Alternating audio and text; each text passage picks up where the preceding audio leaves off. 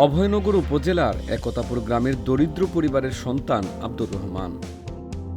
২০২১ সালে করোনা মহামারীর সময় সবাই যখন ঘরবন্দি, ঠিক তখন পরিবারকে সহযোগিতা করার জন্য কিছু একটা করার চিন্তা মাথায় আসে। বাড়ির ছাদে পানি জমিয়ে বানান হাউস।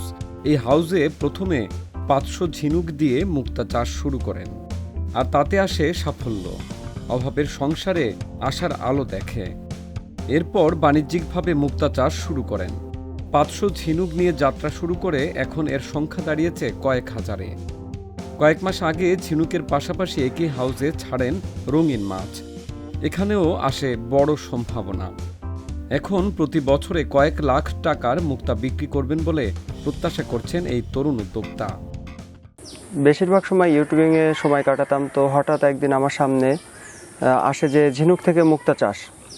আমরা সাধারণত দেখতে পাই যে আমাদের গ্রামে ঝিনুকগুলা অব্যবহৃতভাবে পড়ে থাকে, মহিলারা এটা হাঁস মুরগিকে খাওয়ায়।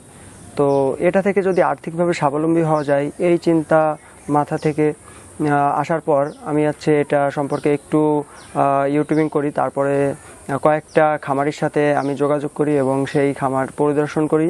তারপর থেকে আমি বাসায় এসে এটা শুরু করি পরীক্ষামূলকভাবে। তো ৫০০ ঝিনুক দিয়ে আমি শুরু করছিলাম। পরবর্তীতে ৬ মাস পর আমার বিএফআরআই থেকে বাংলাদেশ মৎস্য গবেষণা ইনস্টিটিউট আমাকে ডাকে এবং ওইখানে আমি ৩ দিনের একটা প্রশিক্ষণ নেই।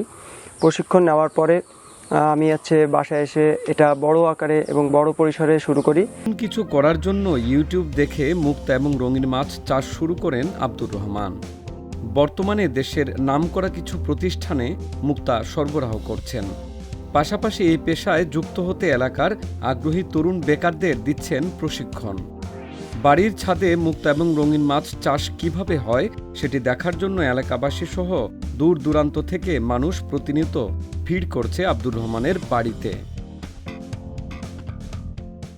আমি এসেছি মূলত খুলনা থেকে। আমিও দেখেছিলাম এটা ইউটিউবেই প্রথম, যে বাড়ির ছাদে কীভাবে মুক্তা চাষ করে। সেক্ষেত্রে একটু আগ্রহ হলো যে দেখি, আমাদের বাসার আশেপাশে ছোটোখাটো পুকুর আছে, এখান থেকে যদি শিখে কি আমরাও করতে পারি, সেক্ষেত্রে আমরাও স্বাবলম্বী হতে পারবো। মুক্তা এবং রঙিন মাছ চাষের শুরু থেকে ছেলেকে সহযোগিতা করে আসছেন আব্দুর রহমানের বাবা কবির হোসেন। আর তা থেকে যে সাফল্য এসেছে তাই উপভোগ করছেন বাবা ছেলে।